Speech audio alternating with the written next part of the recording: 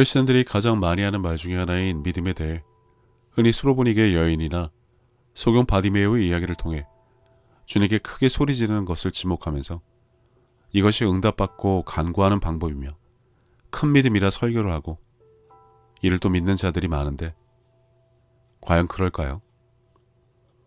예수님께서 젊은 나이에 벌써 귀가 잘 안 들리신 것도 아닌데 말입니다. 너는 내게 부르짖으라. 내가 네게 응답하겠고 내가 알지 못하는 크고 은밀한 일을 내게 보이리라. 아마 이 구절 때문에 그런지 모르겠지만 아무튼 이렇게 가르치고 배워서 기도하며 구할 때 목이 터져라 주여 삼창을 외친 후 악을 써서 얼마나 많은 기도 응답을 받았을까요? 찬양 집회, 부흥회를 마치고 나왔을 때처럼 가슴 벅찬 감동을 받았다 생각하고 그것을 은혜 받았다며 기뻐하고 즐거워하지만 그런 것은 고작 일주일도 못 가서 공허함을 느끼고 아무에게 말도 못하고 소가리를 한 적은 없었을까요? 그들이 받은 송아지를 가져다가 잡고 아침부터 낮까지 바알의 이름을 불러 이르되 바알이여 우리에게 응답하소서 하나 아무 소리도 없고 아무 응답하는 자도 없으므로 그들이 그 쌓은 제단 주위에서 뛰놀더라. 정오에 이르러는 엘리야가 그들을 조롱하여 이르되 큰 소리로 부르라.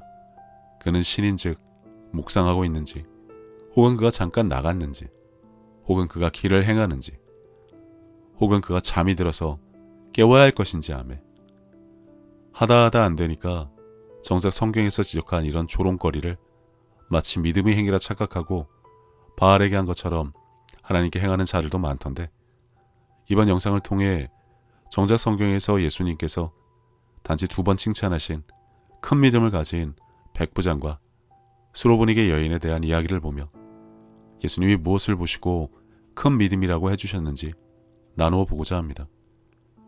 그리고 시작하기 앞서 믿음을 마치 무엇인가 얻어내는 데 필요한 조건으로 생각해 억지로 믿으려 하거나 키우려 하는 것은 모두 부질없는 일이란 것을 여전히 모르는 분들은 믿음은 하나님은 살아계시며 지금 나와 함께 하심을 알고 있는 것이란 이해가 먼저 있기 바랍니다. 예수께서 들으시고 놀랍게 여겨 따르는 자들에게 이르시되 내가 진실로 너에게 이르노니 이스라엘 중 아무에게서도 이만한 믿음을 보지 못하였노라. 성경에 나온 로마의 백부장은 지극히 겸손했습니다. 당시 로마는 이스라엘을 다스리고 있었으나 정작 이스라엘 입장에서 본다면 로마는 단지 이방인이었을 뿐입니다. 그래서 백부장은 이처럼 이스라엘이 이방인을 배척한다는 것을 알고 그것을 존중하였기 때문에 예수님께서 자신이 집에 오시겠다고 하자 자기로서는 이를 감당할 수 없다는 놀라운 고백을 하므로 예수님에 대한 그의 배려는 무척 인상적이었던 것을 알 수 있습니다.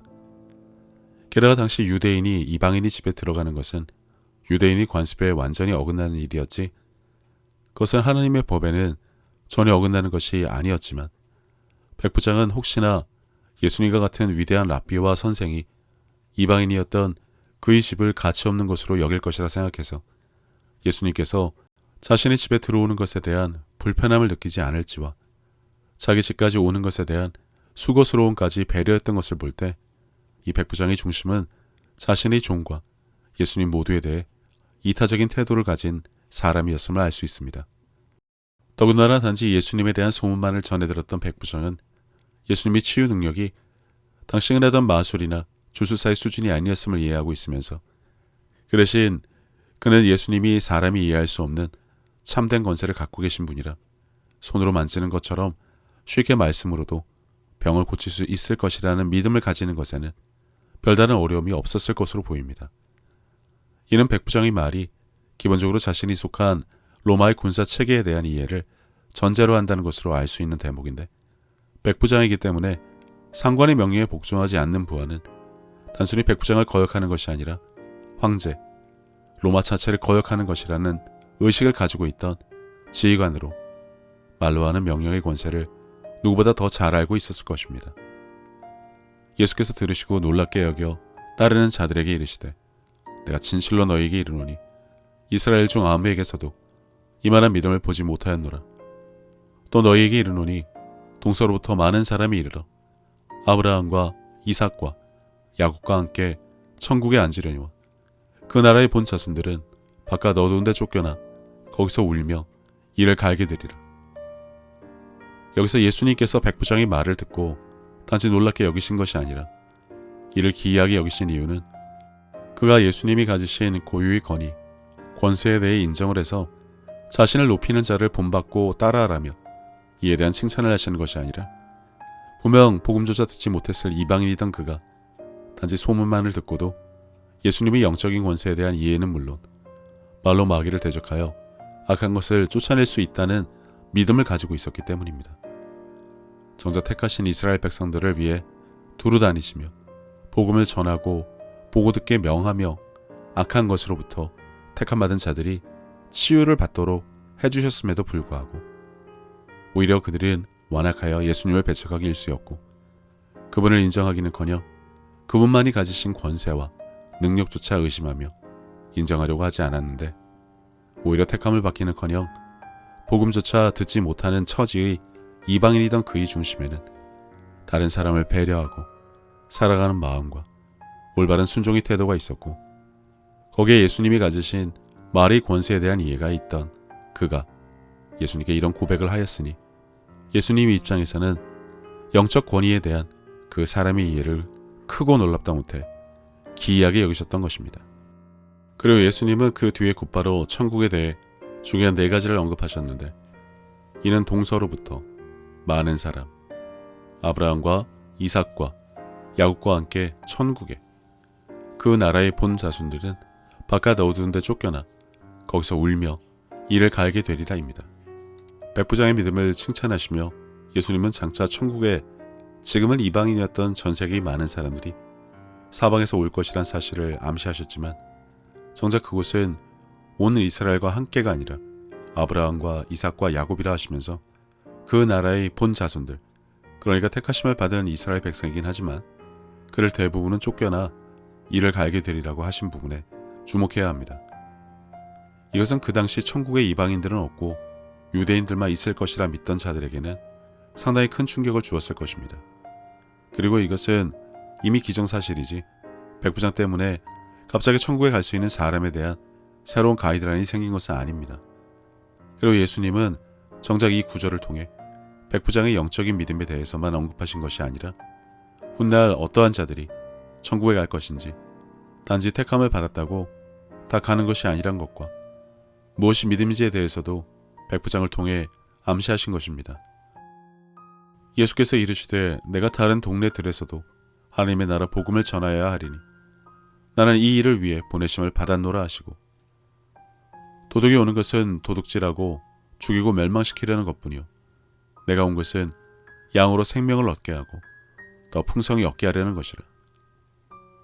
교회는 백부장의 이야기에서 단순히 그가 했던 예수님의 권위와 권세에 대한 순종의 태도만을 보고 이와 같은 행동을 강요할 것이 아니라 교만해서 복음을 듣고도 예수님과 이웃을 배척하는 자가 있는 반면 복음을 듣지 못하고도 이웃을 사랑하고 예수님의 영적 권세를 이해하여 순종하는 자, 그리고 이러한 자들이 하나님이 택하신 믿음의 사람들과 천국에 함께 있을 것이라는 말씀을 통해 오직 진정한 권위와 권세는 하나님께만 있고 그분의 권세를 위임받은 자들이 이 땅에서 마땅히 해야 할 일과 믿는 자들의 태도에 대해 분명한 인식을 가져야 할 것입니다. 이에 예수께서 대답하여 이르시되 여자여 내 믿음이 크도다. 내 소원대로 되리라 하시니 그때부터 그의 딸이 나으니라. 다음으로 헬라인이고 수로보니게 여인에 대한 이야기인데 먼저 알아야 할 것은 예수님은 직접적으로 이 여인에게 너는 개야 개라고 언급하지 않으셨다는 것과 그녀를 직접 가라고 내쫓지 않으셨다는 것입니다. 예수님에겐 전혀 그런 의도가 없으셨습니다. 하지만 흔히들 기도하고 간구할 때 이 여인이 비유를 들며 아무리 힘들고 고통스럽고 모욕적인 상황이라도 이를 극복하고 예수님께 부르짖으며 구해야 하고 그래야 예수님이 보시기에 믿음이 크다고 인정받아 결과를 얻는다 주장하는데 정작 예수님은 이 여인에게 모욕을 주며 너는 이방인이니까 내 눈에 너는 개야. 그러니까 너한테 줄 것이 없으니 내 앞에서 꺼져라고 내치시지 않았음에도 불구하고 이런 해석들로 그 여인의 행동이 믿음과 기도, 구하는 것에 대한 방법인 듯 설득하려는 것은 좀처럼 납득하기 어렵습니다. 과연 예수님은 무엇을 보고 그녀의 믿음이 크다고 하셨을까요? 백부장 때와는 반대로 처음에 예수님은 그녀의 외침에 이런 방구조차 없으셨습니다. 하지만 그렇다고 해서 제자들에게 그녀를 보내라고 명하신 것도 아닙니다. 단지 듣고 계셨던 이유는 그녀에게 어떠한 믿음이 있는지 보기 원하셨던 것입니다. 정작 예수님의 말씀에 대한 그녀의 대답은 예수님에게 충격적이었습니다. 그녀는 예수님의 권세는 물론 이스라엘 유대인들을 대상으로 했던 사역의 실상에 대해 이방인에게까지 전해질 복음의 장기적인 계획까지 알고 있었던 것처럼 대화를 나눈 것입니다. 마치 종교 지도자처럼 해박한 지식을 갖고 예수님과의 논쟁을 통해 그녀의 언행이 말씀에 대한 지식과 이해가 있는 지적인 대화로 간주할 수 없을지라도 예수님은 그녀의 믿음이 이러한 모든 사실을 알고 있는 사람인 듯 대화를 이끌어 가심으로 그분이 하시고자 하는 일에 대한 계획을 알려주셨습니다. 둘 다 똑같은 이방인임에도 불구하고 누구는 가서 부하의 중풍병을 고쳐주겠다 하시고 누구는 불러도 대답조차 안 하시던 예수님은 이미 그들이 원하는 것이 무엇인지 알고 계셨고 그들을 통해 무엇을 제자들에게 알려주시려고 했었는지 분명한 차이를 주셨기 때문에 다르게 대하셨을 수밖에 없었던 것입니다. 그녀는 다른 사람들이 버린 것에 희망을 두고 그 부스러기조차도 자기 딸을 사로잡은 악한 영을 물리칠 만큼 강력하다는 것을 알고 예수님께 그 부스러기를 원했던 것뿐입니다.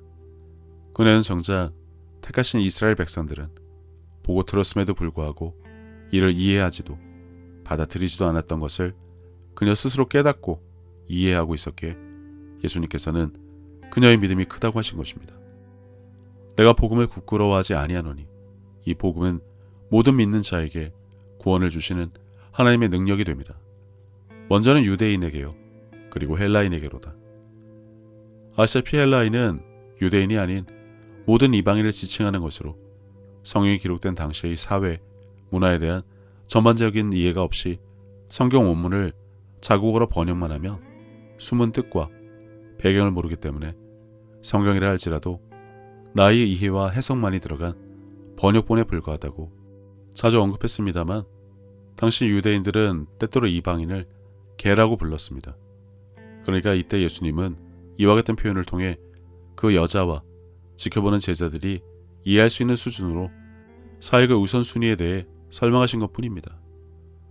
그것은 하나님의 사명을 어기고 무모하게 이스라엘이 아닌 이방인들에게 주의를 기울이는 것은 마치 아버지가 집에서 기르는 애완동물인 이방인 개에게 주기 위해 유대인 자녀가 마땅히 우선적으로 먹어야 할 음식을 취해서 주는 것과 같다고 하신 것뿐이란 것이죠. 여기서 예수님께서 사용하신 정확한 단어는 그리스어로 작은 개 또는 애완견을 의미하는 쿠나리온이었습니다. 이것은 영이 아닌 사람이나 부정한 동물을 가리키는 데 사용되는 쿠온이라는 용어와 완전히 다른 단어이니 예수님이 이 여인을 개라고 지목하여 모욕을 했다는 억측에서 나온 말씀들은 올바른 해석이 아니면 물론 예수님의 성품에 대해 알지도 못하고 이해하지도 못한다고 할 수밖에 없습니다.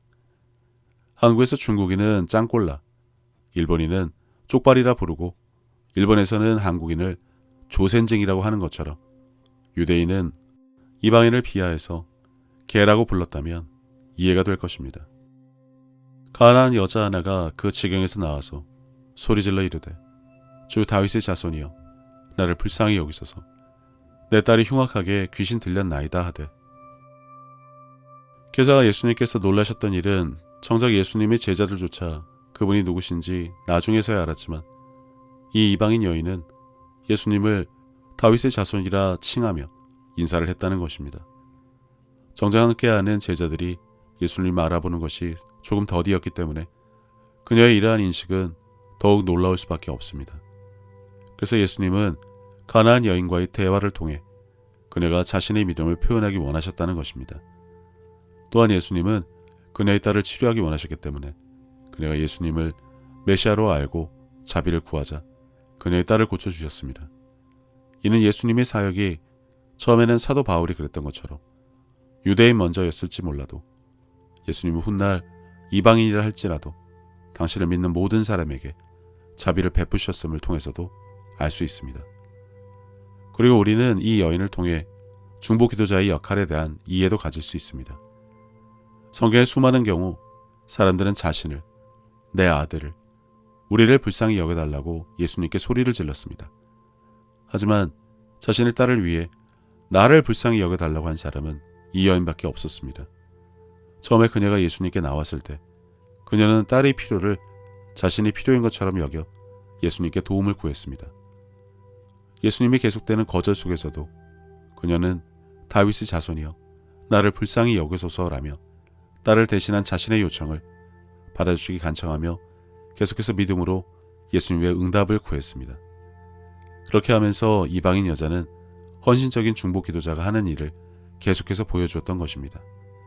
그녀는 마치 예수님, 당신의 사역의 초점이 유대인들에게 있다는 것을 이해합니다. 그들은 저희들과 다르게 하나님의 구원 계획에서 특별한 위치를 차지합니다.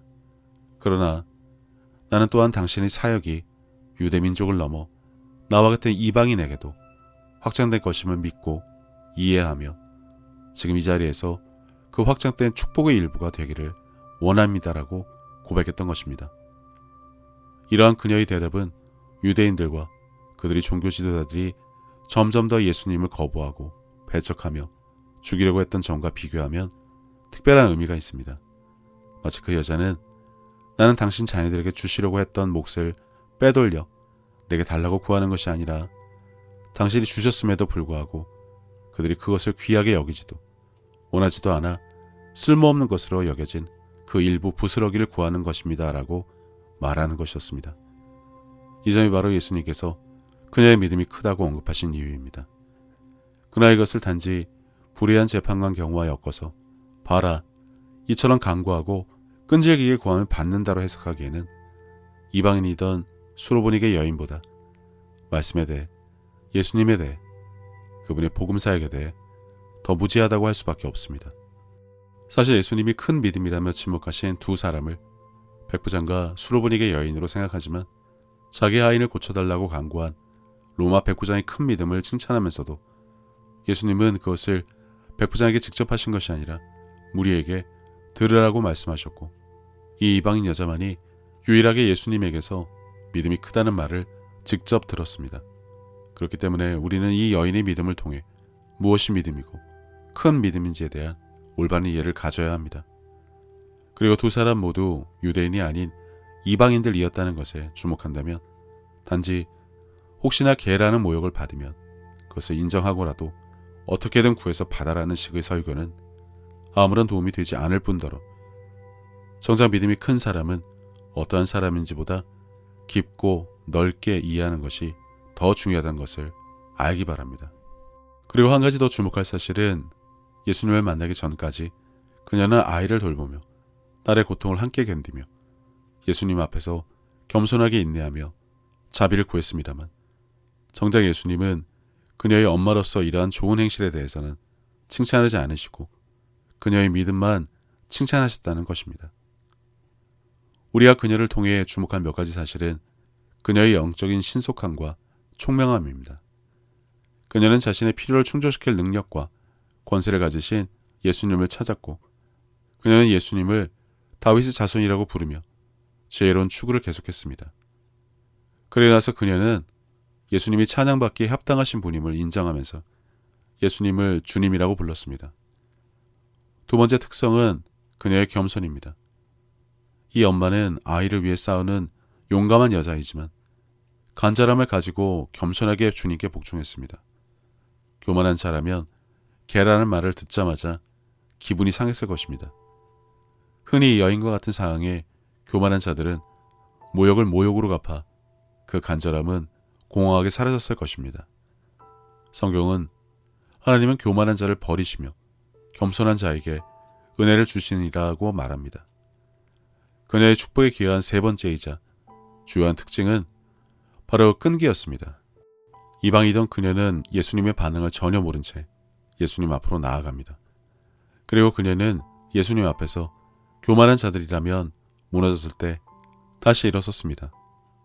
어쩌면 주변 사람들이 그녀가 예수님의 시간을 낭비하고 있기 때문에 그만두라고 말했을 때에도 그녀는 계속해서 요청했습니다.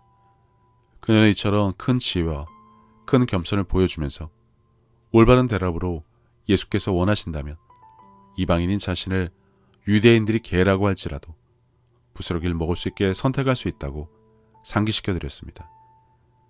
다시 말해 택하신 자식들에게 주어졌으나 버려지거나 거부된 것은 주인이 기꺼이 다른 사람들에게 가져다 주실 것이라는 믿음은 바로 그녀가 예수님이 진정한 메시아이며 자신의 딸에게서 귀신을 쫓아내는 것이 그분이 권능 안에 있다는 것을 확신해서 결코 흔들리지 않았기 때문에 할 수 있었던 고백이었기에 예수님께서 그녀의 믿음을 크다고 언급하신 것입니다. 백부장과 수로보니게 여인을 통해 큰 믿음을 언급하신 이유에 대해 나누어 보았습니다. 직접 가시겠다는 예수님의 반해 백부장은 예수님의 권세를 미뤄보면 말씀만 하셔도 나올 수 있다는 고백으로 그의 믿음을 보여주었음은 물론이고 말씀의 능력이 있음을 인정함으로 예수님으로 하여금 장차 이방인들도 구원받고 천국 백성이 될 수 있음을 시사하셨고 수로보니게 여인은 택함받지 못한 자를 하더라도 구원을 믿으면 순서와 상관없이 누구든지 그분의 뜻에 따라 백성이 될 수 있다는 것을 예수님께 역설적으로 피력함으로 백부장과 마찬가지로 예수님이 직접 가시지 않고도 말씀으로 치유됨을 그 자리에서 확증받을 수 있었습니다. 신약에서 예수님의 공생애가 계속되면서 주목하여야 할 것은 그분이 누구이신가, 이 땅에 오셔서 무엇을 하셨는지 이해를 하는 부분에서 장차 부활 승천 후 성령님을 통해 이 땅에 일어날 일들에 대한 모델을 이 두 명의 이방인을 통해 보여주셨는데 그것은 구원이 단지 선택받은 자들이 전유물이 되지 않고 모두의 것이 될 것이며 이를 믿음으로 받아들이는 자는 누구든지 천국 백성이 될 것과 믿는 자들은 마음에 가득한 믿음을 입술의 고백으로 표현할 때 그 실제를 경험할 수 있다는 것을 알려주고 계십니다. 이와 같이 믿음은 말씀에 대한 해박한 지식이나 교리에 따른 해석보다는 하나님에 대한 신뢰에서 비롯되는 믿음인 것을 알 수 있습니다. 그리고 이러한 믿음은 그분이 권위나 권세, 능력의 힘에 의해 압도되는 것이 아니라 그분이 구원이 믿음으로 일한 것이라 하더라도 결국 그분이 사랑이 이 모든 것의 바탕이 된다는 것을 알 때, 그리고 그분은 당신과 언제나 함께 하신다는 것을 삶에서 경험함으로 점점 더 높은 단계로 올라가게 될 것입니다. 어떻게 하면 큰 믿음을 가질 수 있는가는 누군가와 비교를 하기 위한 척도로 사용할 것이 아니라면 그다지 큰 의미는 없습니다. 스스로의 힘으로 믿으려고 애를 쓰는 것도 아무런 소용이 없고 하나님이, 말씀이, 그분이 사랑이 믿겨질 때 비로소 성장할 수 있는 것입니다.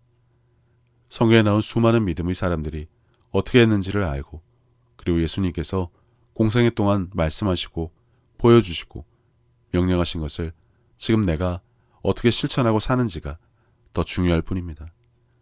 그리고 하나님과 내 이웃을 내 목숨처럼 사랑하는지로 그 사람의 믿음을 알 수 있을 것입니다. 예수님께서는 내 마음을 다하고 목숨을 다하고 뜻을 다하고 힘을 다하여 주 너의 하나님을 사랑하라 하신 것이요. 둘째는 이것이니 내 이웃을 내 자신과 같이 사랑하나 보다 더 큰 계명은 없다고 하셨습니다. 생각해보면 믿는 사람들은 이미 하나님께 받은 것이 너무나 많은 것을 아는 자들입니다. 예수님을 통해 죄사함과 구원을 받은 것부터 시작해서 살아 숨을 쉴 수 있는 공기와 바람, 맑고 푸른 하늘과 마실 물, 그리고 땅과 그 위와 아래의 많은 것들, 이미 오래전부터 내 주변에 있어 왔으니 당연한 것으로 여기며 우리는 여전히 값없이 공짜로 받아 그것들이 감사함을 잊고 살기는 했지만 그런 것 말고도 하나님으로부터 받은 사랑과 평안에 대해 생각하자면 끝이 없습니다. 하지만 사람은 하나님으로부터 받은 그 많은 은혜를 갚을 방법이 없습니다. 그래서 하나님께서는 내 이웃을 내 몸같이 사랑하는 것으로 그것을 대신 갚으라고 하신 것인지도 모릅니다. 그리고 지극히 작은 자에게 한 것이 곧 하나님께 한 것이라고 하셨으니 그분의 은혜를 알고 그분을 닮아가는 삶을 살아가야 한다면 지금 내가 살아가는 삶의 방향이 하나님과 나의 이웃을 사랑하는 올바른 길 위에 있는 것인지 한 번쯤 점검해 봐야 하지 않나 싶습니다. 이와 같이 하나님의 뜻, 그분이 기뻐하실 일이 무엇인지 알고 내게 주어진 소명을 다하기 위해 끊임없이 힘쓰고 노력하는 것도 크리스찬들이 마땅히 해야 할 일이 아닐까라는 생각을 해봅니다. 이제는 세상 유행에 따라 요동치던 내 마음을 모두 내려놓고 혼자서 하나님의 뜻을 헤아리는 시간을 가져보시기를 권해봅니다. 하나님은 세상 모든 사람들을 사랑하십니다. 그렇기 때문에 당신이 사랑받기에 마땅한 사람인 것처럼 당신의 가족도 이웃도 그분에게는 마찬가지로 소중한 자녀들입니다. 당신이 어려운 상황을 겪었을 때 하나님께서 당신의 삶에 관여하실 수 있도록 마음의 문을 열고 그분을 신뢰하며 동행하는 삶을 살아왔듯이 이제 당신도 다른 사람들에게 먼저 다가가서 손을 내미는 귀한 삶이 되어주시기를 바랍니다. 예수님께서 주신 새 계명, 서로 사랑하라. 저도 늘 제 자리에서 최선을 다하여 섬기고 사랑하며 살도록 하겠습니다. 감사합니다.